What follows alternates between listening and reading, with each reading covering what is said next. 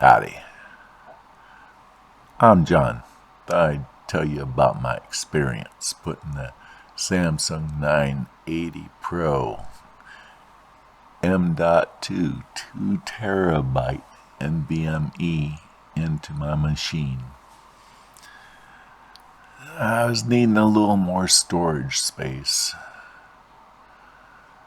and this came up as a pretty good deal on Cyber Monday.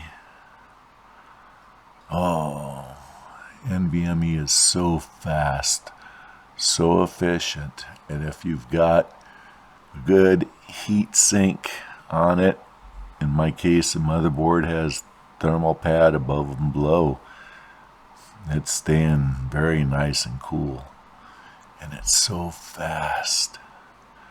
It's unbelievably fast. If you've got PCIe 4 Express that you can run on your motherboard and that slot, this is going to make it really wake up. First thing to do is lay the machine on its side. I like to plug in a power cord to it and turn the power supply off. Turn that switch off, and what you're doing then is you are grounding everything. And as you're working on it and touching the frame, you have less tendency that you're going to be shocking anything. I'm old school. Half the time I'll wear a wrist stat and attach it to the power supply itself as it's plugged in and turned off. But not always. But it's never a bad idea to do.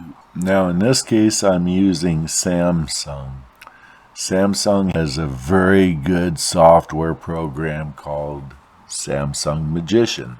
And with this you can clone the entire operating system drive to the new drive. And that way it can get in there, operate just like the old system. All the files will be the same. It's a perfect clone and so very easy to use, very intuitive. So what I do is go ahead and take off the top 3 covers. I've got 2 drives in place. One I'm using as a very close storage drive for files that I'm going to access a lot and use in the main drive. So what I do in this case is take the cover off of the top 3 drives, take the top drive and move it down to the number 3 slot, and then I will put the new drive into the number 1 slot, put the covers back on all 3. I